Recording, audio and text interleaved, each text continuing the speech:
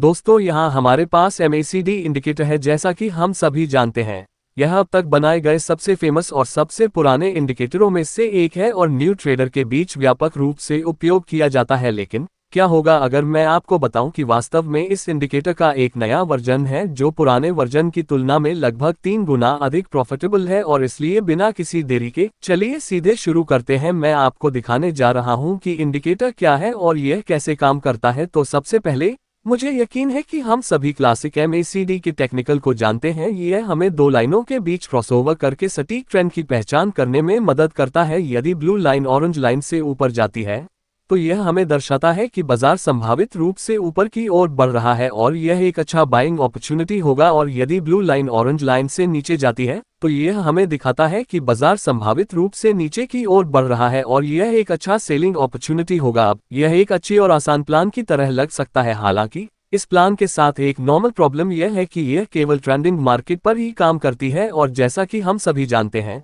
बाजार हमेशा ट्रेंडिंग में नहीं होते हैं। यह साइडवेज या इस तरह की रेंज में भी चल सकता है और इस वजह से इस तरह के बाजार के दौरान MACD इंडिकेटर बहुत खराब प्रदर्शन करेगा।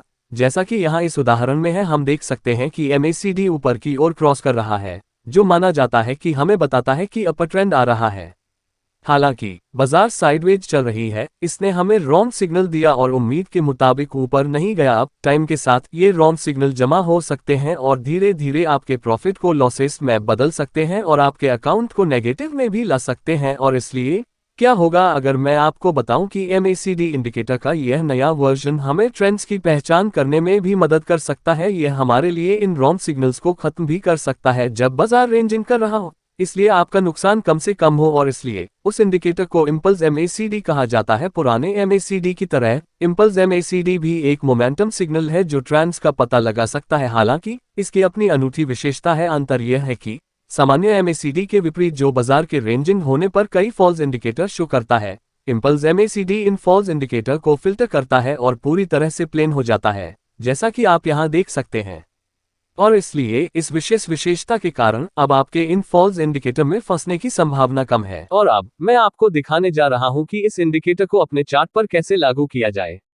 तो सबसे पहले आपको अपने चार्ट पर इंडिकेटर को लागू करना होगा।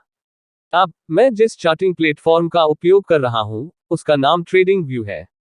इसे खोलने के बाद आपको इंडिकेटर सेक्शन में जाना होगा, इम्पल्स MACD टाइप करना होगा और लेज़ीवेयर द्वारा बनाया गया एक चुनना होगा। इसके बाद इम्पल्स MACD लागू करने के बाद आपको इंडिकेटर की पोजीशन को बदलना होगा ताकि इसे देखना आसान हो जाए। और ऐसा करने के लिए आपको सेटिंग्स स्टाइल पर जाना होगा और इस सटीक प्रीसेट का पालन करना होगा। और जैसा कि आप देख सकते हैं, इम्पल्स MACD अब बहुत अच्छा से दिखता है।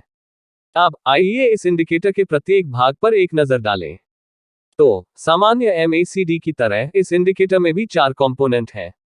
सबसे पहले हमारे पास इम्पल्स MACD लाइन नामक यह ब्लू लाइन है। इसके बाद हमारे पास यह ऑरेंज लाइन है जिसे सिग्नल लाइन कहा जाता है। इसके अलावा हमारे पास हिस्टोग्राम है और अंत में हमारे पास मध्य रेखा है। अब हम इस इंडिकेटर का उपयोग कैसे करते हैं? तो सामान्य MACD की तरह ही जिस तरह से हम बाजार में रुझानों की पहचान करते हैं, वह इम्पल्स MACD लाइन और सिग्नल लाइन के बीच क्रॉसओवर को देखकर होता है। अगर impulse MACD line signal line के ऊपर से गुजरती है तो यह संकेत देता है कि गति ऊपर की ओर जा रही है। और अगर impulse MACD line signal line के नीचे से गुजरती है तो यह संकेत देता है कि गति नीचे की ओर जा रही है। हालांकि अगर दो लाइंस इस तरह से प्लेन हो जाती हैं तो यह बताता देता है कि बाजार रेंजिंग या साइडवेज चल रहा है और आपको कोई भी पोजीशन लेने से बचना चाहिए। अब आइए उन विभिन्न रणनीतियों पर चलते हैं जिनका उपयोग आप इस इंडिकेटर के साथ कर सकते हैं। तो यह अगली प्लान और भी अच्छा है और इसमें प्रॉफिट की संभावना भी अधिक है। इसे इम्पल्स मैच एक्सटेंशन कहा जाता है और इस तरह से आप इसका ट्रेड करते हैं। फर्स्ट स्टेप यह है कि हमें इंडिकेटर पर ओवर बाय और ओवरसोल्ड स्तरों को मैन्युअल रूप से जोड़ना होगा और इसलिए आप जो करते हैं वह यह है कि आप अपने माउस को इंडिकेटर की बीच लाइन के ऊपर ड्रॉ करें और Alt H दबाएं या आप इस तरह से मैन्युअल रूप से लाइंस जोड़ सकते हैं। और इसलिए यह आपकी ओवर बाय लाइन होगी। अपनी ओवरसोल्ड लाइन के लिए आप बिल्कुल वही काम करते हैं, लेकिन अपोजिट प्राइस पर। तो इस बार अपने माउस को बीच की लाइन के नीचे ड्रॉ और फिर से Alt H दबाएं। अब आपके पास अपनी ओवरसोल्ड लाइन है।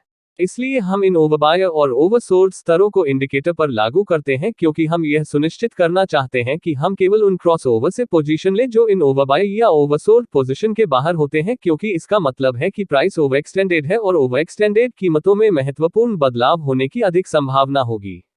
अब आप सोच रहे होंगे कि मैंने इन लाइंस की सही स्थिति कैसे निर्धारित की। तो यहाँ बताया गया है कि आप इसे कैसे करते हैं। सबसे पहले हम अपनी ओवरबाय लाइन की स्थिति की पहचान करना शुरू करते हैं। तो सबसे पहले आप जूम आउट करना चाहते हैं। अब हम तुरंत देख सकते हैं कि 3 प्रकार के क्रॉसओवर हो रहे हैं। पहले क्रॉसओवर हैं जो मध्य लाइन से दूर होते हैं, जिन्हें प्रमुख क्रॉसओवर कहा जाता है। इसके बाद हमारे पास छोटे क्रॉसओवर भी हैं जो मध्य रेखा के करीब होते हैं, जिन्हें मामूली क्रॉसओवर कहा जाता है। अब आप जो करना चाहते हैं वह हॉरिजॉन्टल लाइन ड्रॉ कर मेन क्रॉसओवर को मामूली क्रॉसओवर से अलग करना है, और इसलिए मामूली क्रॉसओवर को लाइन के नीचे और प्रमुख क्रॉसओवर को लाइन के ऊपर रखा जाना चाहिए। फिर से इसका कारण यह है कि हम केवल इन प्रमुख क्रॉसओवर से ही पोजीशन लेना चाहते हैं और मामूली क्रॉसओवर को अनदेखा करना चाहते हैं, और इसलिए यह आपकी ओवरबॉट लाइन होगी। अब अपनी ओवरसोल्ड लाइन के लिए आप इसे अपनी ओवरबॉट लाइन के अपोजिट रखना चाहते हैं। इसलिए चूंकि आपकी ओवरबॉट लाइन इस प्राइस पर है, इसलिए मैं इसे उस प्राइस के ऋणात्मक पर रखने जा रहा हूं, और इसलिए यह आपके ओवरबॉट और ओवरसोल्ड स्तर होंगे। अब ध्यान रखें, ये मान स्थिर नहीं है। आप क्रॉसओवर प्लेसमेंट और अलग अलग बाजार स्थितियों के आधार पर इन रेखाओं को हमेशा समायोजित कर सकते हैं। इसलिए यदि आप इस संकेतक का उपयोग किसी अन्य जोड़ी पर करना चाहते हैं, तो आपको उस जोड़ी की बाजार स्थितियों के आधार पर नए ओवरबॉट और ओवरसोल्ड स्तरों को समायोजित करना होगा। अब जब आपका संकेतक तैयार है, तो यहाँ बताया गया है कि आप रणनीति का व्यापार कैसे करते हैं। तो सबसे पहले अपने खरीद संकेत के लिए आप केवल तभी पोजीशन लेना चाहते हैं जब आवेग MACD ऊपर की ओर पार करता है, लेकिन क्रॉसओवर को ओवरसोल्ड लाइन के नीचे होने की आवश्यकता होती है। इसी तरह अपने बेचने के संकेत के लिए आप केवल तभी पोजीशन लेते हैं जब आवेग MACD नीचे की ओर पार करता है, लेकिन क्रॉसओवर को ओवरबॉट लाइन के ऊपर होने की आवश्यकता होती है। याद रखें, इस तरह लाइनों के बीच होने वाले क्रॉसओवर को अनदेखा किया जाएगा। ऐसा इसलिए है क्योंकि हम यह सुनिश्चित करना चाहते हैं कि हम केवल तभी पोजीशन लें जब कीमत ओवर एक्सटेंडेड हो। तो आइए कुछ उदाहरण देखें। तो इस सेटअप में हमने MACD पर ऊपर की ओर क्रॉसओवर देखा, जबकि क्रॉसओवर ओवरबॉट लाइन के नीचे हो रहा है। यह दर्शाता है कि ओवरसोल्ड होने के दौरान कीमत ऊपर की ओर गति पर है, और इसलिए यह एक वैध खरीद स्थिति होगी। इसके बाद अपने जोखिम प्रबंधन के लिए आप निकटतम स्विंग लो के नीचे स्टॉप लॉस और अपने स्टॉप लॉस के 1.5 गुना पर लाभ लक्ष्य निर्धारित कर सकते हैं, और जैसा कि आप देख सकते हैं, यह व्यापार लाभदायक रहा। आइए एक और उदाहरण देखें। यहाँ हमने आवेग MACD पर नीचे की ओर क्रॉसओवर देखा। हालांकि जैसा कि आप देख सकते हैं, यह क्रॉसओवर लाइनों के अंदर हुआ, जिसका अर्थ है कि इस संकेत को अनदेखा किया जाएगा, क्योंकि फिर से आप यह सुनिश्चित करना चाहते हैं कि प्राइस ओवर एक्सटेंडेड हो। इसके बाद हमने नीचे की ओर एक और क्रॉसओवर देखा, लेकिन इस बार यह ओवरबॉट लाइन के ऊपर हुआ। इसका मतलब है कीमत ओवरबॉट होने पर नीचे की ओर गति होती है, और इसलिए यह एक परफेक्ट सेली सिग्नल होगा। अब अपने स्टॉप लॉस के लिए आप इसे पास के सपोर्ट पर सेट कर सकते हैं और अपने प्रॉफिट टारगेट को अपने स्टॉप लॉस के 1.5 गुना पर सेट कर सकते हैं, और जैसा कि आप देख सकते हैं, यह ट्रेड प्रॉफिटेबल रहा। अब आगे बढ़ते हैं।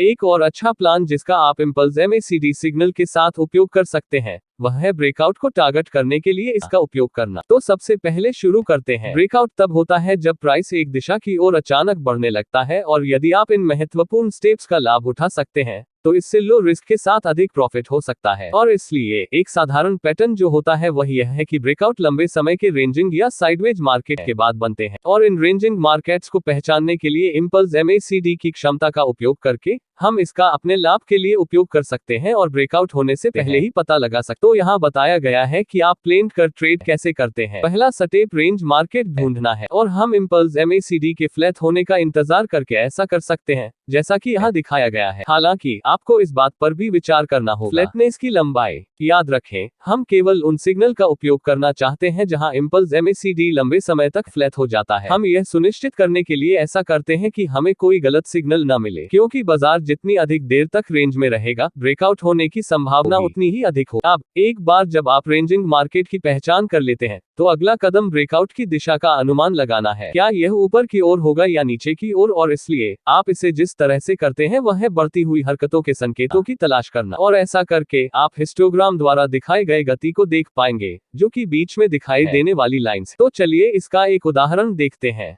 यहाँ हम देख सकते हैं कि हिस्टोग्राम वर्तमान में समतल है, और उसके बाद यह धीरे धीरे ऊपर की ओर बढ़ना शुरू कर देता है, जैसा कि प्राइस में भी ऊपर की ओर जाने से पता चलता है। यह दर्शाता है कि समग्र गति तेजी की ओर है, जिसका अर्थ है, इस उदाहरण के आधार पर हम यह निष्कर्ष निकाल सकते हैं कि ब्रेकआउट संभवतः ऊपर की ओर होगा, और इसलिए यह खरीदारी की स्थिति लेने का एक अच्छा अवसर है। इसके बाद आपको यह भी सुनिश्चित करना होगा कि आपका रिस्क मैनेजमेंट सही है। अब क्योंकि यह एक ब्रेकआउट प्लान है, इसका मतलब है कि इसमें लो रिस्क बनाए रखते हुए हाई प्रॉफिट की संभावना हो सकती है। यही कारण है कि स्टॉप लॉस के लिए आप इसे यहीं अपनी एंट्री पोजीशन से थोड़ा नीचे सेट कर सकते हैं, और प्रॉफिट के लिए आप इसे थोड़ा अधिक सेट कर सकते हैं। एक सामान्य ब्रेकआउट प्लान में आमतौर पर लगभग 3 से 1 जोखिम अनुपात होता है, और इसलिए आप इसे अपने स्टॉप लॉस की लंबाई के 3 गुना पर सेट कर सकते हैं। और जैसा कि आप देख सकते हैं, यह ट्रेड लाभदायक रहा, और इसलिए मैंने आपको कई आवेग MACD ट्रेडिंग प्लानिंग के बारे में बताया है, जिन्हें आप आसानी से लागू कर सकते हैं और अभी ट्रेड कर सकते हैं। और बदले में मैं आपसे बस इतना ही मांगता हूं कि आप इस वीडियो को लाइक करने और चैनल को सब्सक्राइब करने में अपना 2 सेकंड का समय दें। इसमें सिर्फ 2 क्लिक लगते हैं, लेकिन यह मेरे लिए बहुत मायने रखता है। और आप मेरे दूसरे वीडियो भी देख सकते हैं। तो दोस्तों, देखने के